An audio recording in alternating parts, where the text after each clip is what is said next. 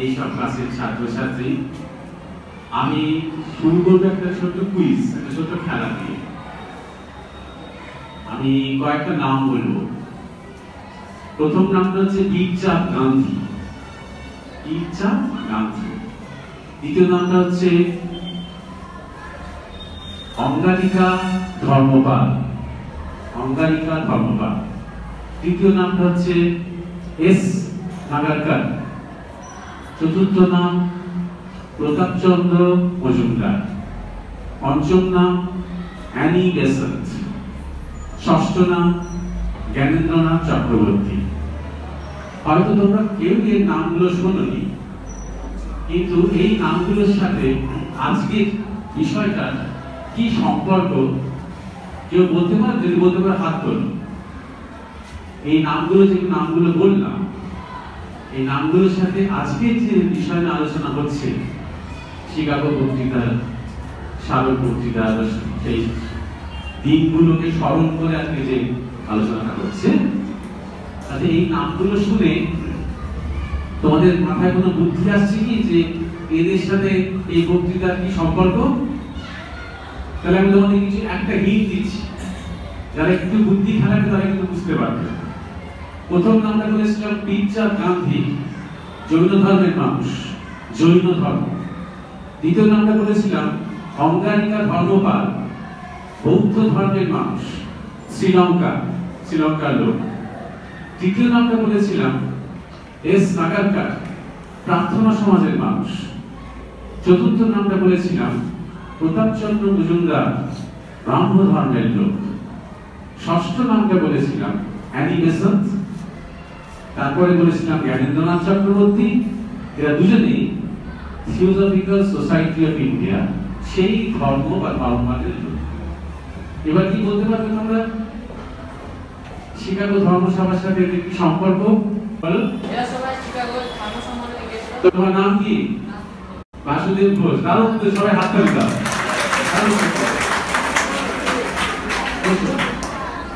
এরা সবাই প্রকৃত বুদ্ধি খাটিয়ে বলেছে, জানার দরকার হয় না। এই যে আলাদা আলাদা ধর্ম বললাম, এরা সবাই শিকাগো ধর্মসভায় বক্তৃতা রেখেছিলেন, কিন্তু আজকে আমরা কেউ সেটা মনে রাখতে পারিনি। একজন এমন সূর্য ছিলেন সেখানে, যার আলোয় এরা সবাই ম্লান হয়ে গিয়েছিলেন। কিন্তু শুধু সেটাই একমাত্র ব্যাপার নয়।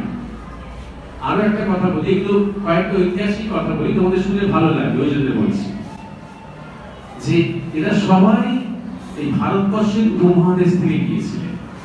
অর্থাৎ ভারতবর্ষের মধ্যেই কতগুলো ধর্ম আছে এবং সবার সাথে সবার কি সুন্দর সম্পর্ক আছে। সাতজনই ভারতবর্ষ থেকে গিয়েছিলেন। আরো একটা মজার কথা লক্ষ্য করো, এদের মধ্যে তিনজন, জ্ঞানেন্দ্রনাথ চক্রবর্তী, প্রতাপচন্দ্র মজুমদার এবং স্বামী বিবেকানন্দ, তিনজন বাঙালি। সাতজনের মধ্যে তিনজন বাঙালি, এবং এই তিনজনের মধ্যে দুজন, স্বামী বিবেকানন্দ এবং প্রতাপচন্দ্র মজুমদার, এরা ঠাকুর শ্রীরামকৃষ্ণের অত্যন্ত অন্তরঙ্গ শিষ্য ভক্ত। প্রতাপচন্দ্র মজুমদার ছিলেন ভক্ত এবং স্বামী বিবেকানন্দ ছিলেন তার শিষ্য, তার সন্তান, সবকিছু। সুতরাং এই কথাগুলো তোমরা মনে রেখো যে বাঙালি একটা বিরাট ভূমিকা ছিল তখন 1893 সালে। কারণ শিকাগো বক্তৃতাটা, এবার তোমরা হয়তো ভাবছে, অনেকেই মনে করছো শিকাগো আমেরিকাতে বক্তৃতা হয়েছিল। ব্যাপারটা কি? প্রথমেই বলি যে সমস্ত পৃথিবীর যত প্রধান ধর্ম আছে, সেই ধর্ম প্রবক্তাদের, প্রচারকদের এক জায়গায় নিয়ে এসে একটা বক্তৃতা, আলোচনা, প্রত্যেকে নিজের নিজের ধর্ম নিয়ে কথা বলবে। সেখানে কি হয়, যখন আমি আমার ধর্ম নিয়ে কথা বলছি, আরেকজন তার ধর্ম নিয়ে বলছে, তুমি তোমার ধর্ম নিয়ে বলছো, তখন আমরা কি করি? আমরা চেষ্টা করি প্রমাণ করতে যে আমারটা শ্রেষ্ঠ আর তোমারটা একটু নিকৃষ্ট, এটাই করার চেষ্টা করি।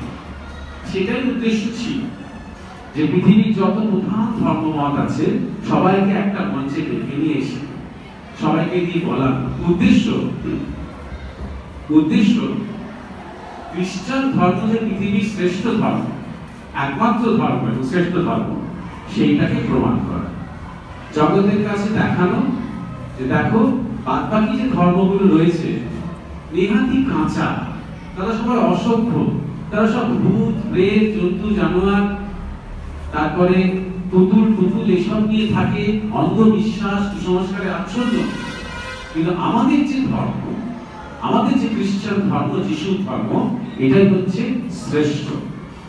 এটাই ছিল আমেরিকান যে খ্রিস্টান মিশনারি বা খ্রিস্টান অর্গানাইজেশন, তাদের মূল উদ্দেশ্য এটাকে প্রমাণ করা।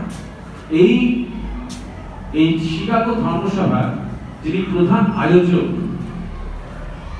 তার নাম হচ্ছে চার্লস মন্টি। তিনি নিজে একজন ধর্মযাজক, তিনি নিজে একটা নতুন চার্চ করেছিলেন বা নতুন মুভমেন্ট আরম্ভ করেছিলেন, যেটাকে বলে নিউ চার্চ মুভমেন্ট। এছাড়া এই ধর্মসভার যিনি চেয়ারম্যান জন হেনরি ব্যারোস, তিনি নিজেও একজন ধর্মযাজক। সুতরাং এই এত যে খ্রিস্টান মিশনারিরা জড়ো হয়েছিল, সবাইকে ডেকে তারা কত হীন, তারা কত ছোট, আমরা কত উৎকৃষ্ট, আমরা কত শ্রেষ্ঠ, এইটা প্রমাণ করার জন্য। এটা স্বামীজি প্রথম থেকেই বুঝতে পেরেছিলেন, সে কথার পরে আসছি। তাই জন্য হিন্দু ধর্ম থেকে কাউকে ডাকা ইনফ্যাক্ট হয়নি, এটাও জেনে রাখা।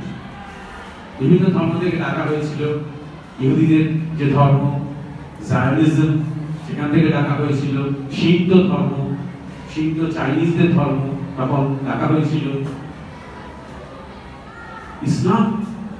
এবার ইসলাম ধর্ম থেকে যখন আমরা যদি কাউকে ডাকতে যাই, আমরা সাধারণত থেকে নিয়ে আসবো, আমরা সৌদি আরব থেকে নিয়ে আসবো, কারণ সৌদি আরবে মুহাম্মদের জন্ম হয়েছিল, সৌদি আরবে মক্কা মদিনা আছে। কিন্তু ইসলাম ধর্মের হয়ে কথা বলার জন্য ওরা একজন আমেরিকানকে বেছে নিল, তার নাম হচ্ছে Mohammad Alexander web. Mohammad Alexander web. তিনি 3 বছর আগে 1893 আগে 1890 সালে তিনি খ্রিস্টান থেকে ইসলাম ধর্ম গ্রহণ করেছিলেন। তাকে বেছে নেওয়া হলো ইসলাম ধর্মের কথা বলার জন্য। অর্থাৎ যিনি ইসলাম সম্বন্ধে কিছু জানেন না, ইচ্ছে করে, যাতে করে ভালো করে তিনি বলতে না পারেন। এবং সৌদি আরবে যারা হয়তো ইসলাম সম্বন্ধে জানে, তারা ইংরেজি বলতে পারেন না। এগুলো সব রাজনীতি, এগুলো সব খেলা। এই জন্য বলছি তোমাদের এই কথাগুলো। এসব ইংরেজি না জানলে সেই ওখানে উপস্থিত হয়ে কোনো লাভ নেই।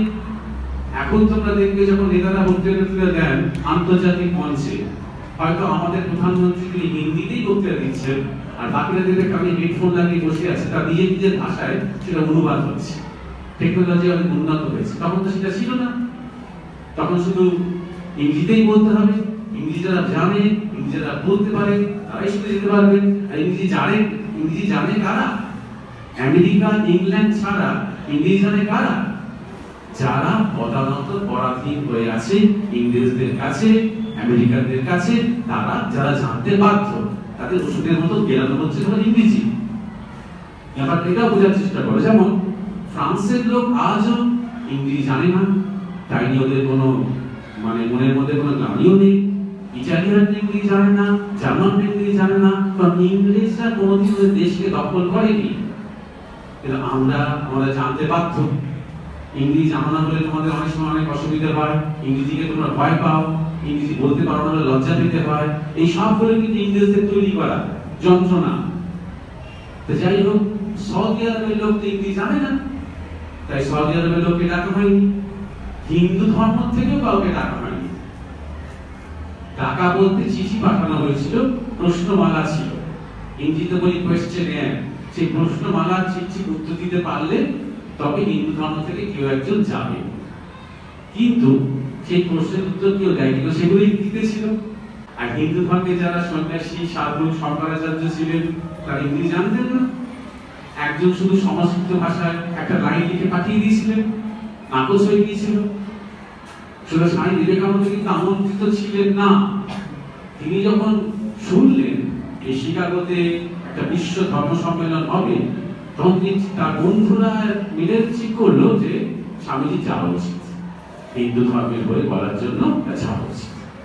তিনি গেলেন এবং ভগবানের ইচ্ছায় এমন একজনের বাড়িতে আশ্রিত হলেন যিনি সেই ভদ্রমহিলা ওই John Henry Barrows chairman, Chicago ধর্মসভার চেয়ারম্যান, তার সাথে খুব পরিচিত। তার সাথে স্বামীজির যোগাযোগ হলো। তিনি তো স্বামীজির কথা কয়েক ঘন্টা শুনে মুক্ত হয়ে গেলেন। ভাবলেন বাবা একে তো থাকতেই হবে, কিন্তু শুধু হিন্দু ধর্ম কেন, সব ধর্ম ভুলে খেয়েছে, তো থাকতেই হবে। সবার সাথে তিনি আমন্ত্রিত হলেন। এবার একটা জিনিস দেখো, একটা মজার জিনিস দেখো, উনি আজকে হচ্ছে তোমার 11ই সেপ্টেম্বর, 11ই সেপ্টেম্বর থেকে 27শে সেপ্টেম্বর পর্যন্ত এই শিকাগো ধর্মসভা চলেছিল।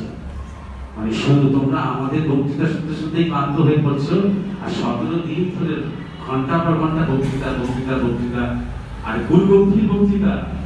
এরকম হাসি মুখে মুখে আমি কথা বলছি, সেখানে নয়, ধর্ম মানে তো গুরুগম্ভীর ব্যাপার। সবাই বড় বড় দাড়ি, সবাই ইহুদি বলো খ্রিস্টান বলো, বেশিরভাগই খ্রিস্টান। হিন্দু ধর্মের একজন, ইসলামের একজন, জৈন একজন, বৌদ্ধ একজন, আর খ্রিস্টানের 50 জন খ্রিস্টান ধর্মের ভয় বলার জন্য। বিভিন্ন চার্চ আছে, বিভিন্ন আন্দোলন আছে খ্রিস্টানদের মধ্যে, সবাই একজন করে বৃদ্ধ পিতামহের মতন একজন পাদ্রী দাঁড়িয়ে রয়েছে ছেলের উপরে। এত লম্বা লম্বা দাড়ি, সেই ফাইট টাইট খুলে কাগজ টাগজ বার করে লম্বা লম্বা বক্তৃতা দিচ্ছেন গুরুগম্ভীর হয়ে। সবাই ধৈর্য ধরে বসে আছে, অপেক্ষা করছে। প্রথম দিনও ঠিক তাই হয়েছিল। প্রথম দিনও সবাই অর্গানাইজাররা বলছে স্বামীজি আপনি বলবেন, না আমি পরে বলবো, আমি এখন বলবো না। উনি জানেন না উনি কি বলবেন, স্বামীজি জানেন না উনি কি বলবেন। আর সেটাই হওয়া উচিত। বক্তৃতা যদি আগে থেকে ঠিক করা থাকে তাহলে সেটা সেই বক্তৃতার কোনো প্রাণ থাকে না। তোমাদের সাথে যখন কথা বলবো, যদি আগে থেকে মুখস্থ করে রাখি যে আমি এই কথাগুলো স্টুডেন্টদের বলবো, তোমাদের সেই কথা শুনতে ভালো লাগবে। তাই জন্য স্বামীজি বসে আছেন চুপচাপ, তিনি জানেন না, নার্ভাস লাগছে তার। আর বিশ্বনাথ যখন বলছিলেন তিনি তখন প্রচারক হননি, তিনি তখন এদিক ওদিক মঞ্চে টঞ্চে বক্তৃতা দেওয়ার অভ্যেস নেই। ঘরোয়া ভাবে একে অপরের সাথে একটুখানি শাস্ত্রের কথা, ধর্মের কথা, দর্শনের কথা বলতেন তিনি। কিন্তু ওইরকম একটা বক্তৃতা সভা, পৃথিবীতে একটা অত বড় সম্মেলন, আমেরিকা আর সব জ্ঞানী জ্ঞানী লোকেরা, তারা সব কারোর বয়স 60, কারোর 70, কারোর 75, কিন্তু সবাই কিন্তু অপেক্ষা করে আছে। পুরো হল, পরে পরে সমস্ত রিপোর্ট জানা গেছিল, পুরো হল অপেক্ষা করে আছে ওই লোকটা কি, এদের থেকে এত অন্যরকম দেখতে, দাড়ি নেই, গোঁফ নেই, একটা গেরুয়া আলখাল্লা, মাথায় একটা পাগড়ি, অদ্ভুত সুন্দর দেখতে, কানাঘুষা আরম্ভ হয়ে গেল। ইন্ডিয়া থেকে এসেছে কানাঘুষা। এবার আমেরিকানরা কিন্তু ভীষণ বোকা একটা দেশ, সত্যি কথা বলতে। কি কিছু মনে করো না, তোমরা আমেরিকাকে খুব ভালোবাসো, নিজেদের ছাড়া ওরা কাউকে চেনে না। আজও তাই। আজ একজন আমেরিকান যদি জিজ্ঞাসা করা হয় মানচিত্র দিয়ে বলো তো ভারত কোথায়, ওরা ম্যাপে দেখাতে পারবে না, কিন্তু তোমরা তো দেখাতে পারবে আমেরিকা কোথায়। সুতরাং তখনও আমেরিকানরা মনে করতো যে ভারত মানে তো পৃথিবী, ভারত মানে তো সেখানে সব এই জন্মালেই তাদের সমুদ্রের জলে ফেলে দেওয়া হয়, নদীর জলে ফেলে দেওয়া হয়। ভারত মানে তো গরুকে মালা পরিয়ে পুজো করা হয়। ভারত মানে তো পোলিও হয়, ওলা ওঠা হয়, রোগ হয়, মশা আছে, এই হচ্ছে ভারত। ভারতে যে শিক্ষিত মানুষ আছে, দার্শনিক মানুষ আছে, আধ্যাত্মিক মানুষ আছে, সাংস্কৃতিক মানুষ আছে, রাজনৈতিক মানুষ আছে, বুদ্ধিমান মানুষ আছে, ওদের কল্পনাতেই নেই, জানেই না ওরা। এই অবাক হয়ে যাচ্ছে, দেখি ইন্ডিয়ার কোনো কিং, নিজেদের মধ্যে আলোচনা করছি, ইন্ডিয়াতে রাজা আছে এটাও জানে, একদিকে ভিখিরি আছে, একদিকে রাজা আছে এটাও জানে। ইন্ডিয়াতে অনেক রাজা রানী থাকে, সুতরাং ভাবছে এই কোনো ইন্ডিয়ার রাজা। ওরা অধৈর্য অপেক্ষা করছে যে আর কতক্ষণ এই বৃদ্ধদের একই কথা শুনবো, একটু ওই লোকটা কি বলে আমরা শুনবো। শেষ পর্যন্ত একদম প্রথম দিন শেষের দিকে এসে স্বামীজিকে অর্গানাইজার বলে, দেখুন আপনি এবারে হ্যাঁ করুন, সবাই অপেক্ষা করে আছে এবং পরবর্তীকালে আপনার সময় আর থাকবে না, আপনি এবারে আসুন, বসুন, আপনি সামনে দাঁড়ান, বলুন। সামনে উঠবে ওনার চেহারা, ওনার কথা বলার ভঙ্গি, ওনার কণ্ঠস্বর, ওনার অসাধারণ ইংরেজি উচ্চারণ, সবকিছুই প্রথমেই মানুষকে মুগ্ধ করে দিল। তোমরা সবাই জানো উনি শুরু করেছিলেন sisters and brothers of America বলে, তাতেই বিরাট এক হাততালি করতে আরম্ভ করলো। তারপর তিনি বললেন, I thank you in the name of the most ancient order of monks in the world. অর্থাৎ আমি আপনাদের ধন্যবাদ জানাই পৃথিবীর সর্বপ্রাচীন যে সন্ন্যাসী পরম্পরা তার তরফ থেকে। এটাও দেখো মজার ব্যাপার, যে তরুণ একজন যুবক সন্ন্যাসী, তরুণ একজন মানুষ, তিনি রিপ্রেজেন্ট করছেন, তিনি প্রতিনিধিত্ব করছেন সবচেয়ে প্রাচীন এক সভ্যতা। কারণ ভারতবর্ষ ইদানিং দেখা যাচ্ছে মাত্র 2000-3000 বছরের সভ্যতা নয়, ভারতবর্ষ অন্তত 25-30 হাজার বছরের একটা সভ্যতা, একটা সংস্কৃতি। এবং এই ভারতে সাধু সন্ন্যাসী এত দেখতে পাওয়া যায়, প্রায় 7 লক্ষ সাধু সন্ন্যাসী ভারতে সব মিলিয়ে আছে। অথচ তোমরা যদি ইউরোপ যাও, আমেরিকা যাও, তোমরা একটাও সাধু দেখতে পাবে না, কারণ ওদের সংস্কৃতিতে সাধু সন্ন্যাসী ব্যাপারটাই নেই। এমনকি বাংলাদেশ পর্যন্ত, আমি নিজে কয়েক বছর আগে বাংলাদেশ গিয়েছিলাম, আমার পাসপোর্টে লেখা ছিল মঙ্ক, MONK, মঙ্ক মানে সবাই জানো তো, মঙ্ক মানে হচ্ছে সাধু, পাসপোর্টে লেখা ছিল মঙ্ক। এবার যে কাস্টমস অফিসিয়াল, সে বুঝতেই পারছে না মঙ্ক মানে কি, বলে আপনি কি করেন? আমি দেখলাম লোকটা বাঙালি, কিন্তু হিন্দু নয়। বললাম আপনি মঙ্ক মানে জানেন না? বলে হ্যাঁ, মঙ্ক মানে কি? পাশের লোকটাকে জিজ্ঞেস করছে, হ্যাঁ জানিস মঙ্ক মানে কি? সেও বলতে পারছে না। তখন আমি বললাম, একজন মঙ্ক সত্যের জন্য বেরোয়, নিজেকে জানতে বেরোয়, সে হচ্ছে মঙ্ক। যদি EY যোগ করেন না, তাহলে আপনি নিজেকে জানতে পারবেন। আমি বললাম মঙ্ক কি হয়ে যায়, নিজেকে জানতে পারবেন। রাগ করে গিয়েছিলাম, তখন স্ট্যান্ড ফ্যান করে আমাকে ছেড়ে দিল। এই মঙ্ক, সাধু, সন্ন্যাসী অর্থাৎ ত্যাগ, একটু যারা স্বার্থ ত্যাগ করে জগতের জন্য, ঈশ্বরের জন্য, সত্যের জন্য, এই ধরনের লোককে এই জগৎ চেনে না। আমেরিকার মতন জগৎ, ইউরোপের মতন জগৎ, ধনী দেশগুলোর মতন জগৎ এই মঙ্ককে চেনি না।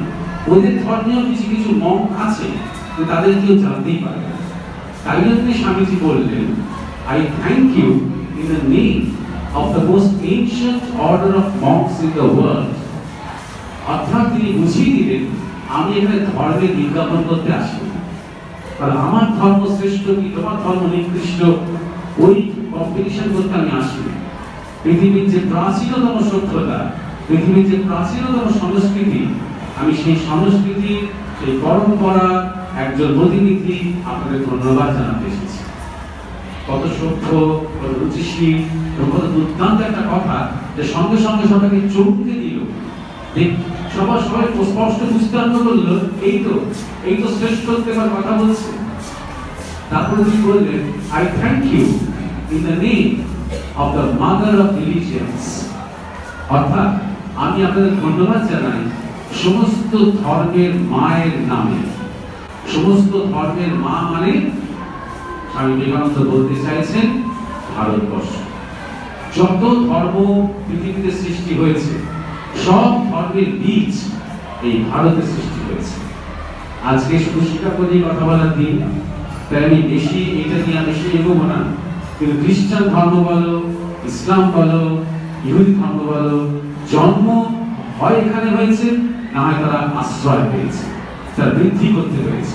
শিখ ধর্ম বলো, বৌদ্ধ ধর্ম বলো, জৈন ধর্ম বলো, আরো হাজার হাজার ধর্ম প্রতিনিয়ত ভারতবর্ষতেই তৈরি হয়েছে, ভারতবর্ষতেই তারা বাড়তে পেরেছে, ভারতবর্ষে তাদের বৃদ্ধি হয়েছে, ভারতবর্ষে এসে তাদের লয় হয়েছে, সমস্ত কিছু।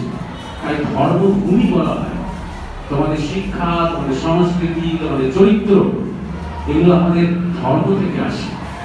একটা জিনিস মনে রাখবে, তোমরা উন্নত মানুষ হয়ে যদি ওঠো, সেই উন্নত মানুষ তোমাদের বিজ্ঞান শেখাবে না, তোমাদের অঙ্ক শেখাবে না, এমনকি তোমাদের বাংলা, হিন্দি, ইংরেজি, ভূগোল, ইকোনমিক্স, এই কোনো ভাষায় কিন্তু তোমাদের উন্নত, এই কোনো সাবজেক্ট তোমাদের উন্নত মানুষ হতে শেখাবে না। একমাত্র ধর্ম, আধ্যাত্মিক বিজ্ঞান পাবে তোমাদের উন্নত মানুষ হতে। তাই এটাকে আমরা বলি শিক্ষা। আর যেগুলো ক্লাসরুমে তোমরা পাচ্ছ সেটা বিদ্যা, তোমরা বিদ্যা দান করা হচ্ছে, সেই বিদ্যায় বিদ্যান হচ্ছ তোমাদের নিজের জীবনে স্বাবলম্বী হওয়ার কলা বা বিজ্ঞান রপ্ত করছে। তাই জন্য স্বামীজি এই কথা বলেছিলেন যে সমস্ত ধর্মের যে মা, সেই মায়ের তরফ থেকে আমি আপনাদের ধন্যবাদ জানাই। অর্থাৎ তোমরা যারা আজকে 200 বছর, 300 বছর, 500 বছর, 1000 বছরের সংস্কৃতি, তোমরা আমাদের কাছে ঋণী। এই কথাটা মুখে না বলে তিনি এতটা বলে দিচ্ছেন। প্রথম যে বক্তৃতা, সব মিলিয়ে স্বামীজি 6টা বক্তৃতা দিয়েছিলেন 11ই সেপ্টেম্বর থেকে 27শে সেপ্টেম্বর পর্যন্ত। বিভিন্ন বক্তৃতায় বিভিন্ন বিষয়ে কথা বলেছেন, কিন্তু প্রথম বক্তৃতায় তিনি হিন্দু ধর্ম নামটাই করেন। তিনি একবার বলেননি যে আমি হিন্দু ধর্মের প্রতিনিধি হয়ে আসছি। তিনি শুধু বলেছিলেন আমি সেই সভ্যতা থেকে আসছি, সেই সংস্কৃতি থেকে আসছি।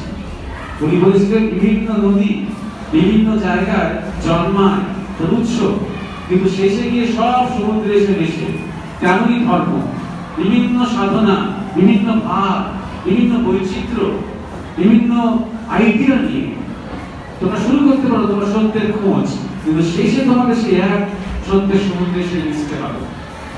এই কথাটা তিনি তার প্রথম বক্তৃতায় বলেছিলেন। তিনি বুঝিয়ে দিয়েছিলেন যে ধর্মের নাম বলার দরকার নেই। কারণ সত্যি কথা বলতে কি, হিন্দু একটা দেওয়ার নাম, যেটা ইংরেজরা দিয়েছে এই নামটা, কিন্তু ভারতবর্ষের যে ধর্ম তাকে বলা হয় সনাতন, শাশ্বত, সহজ।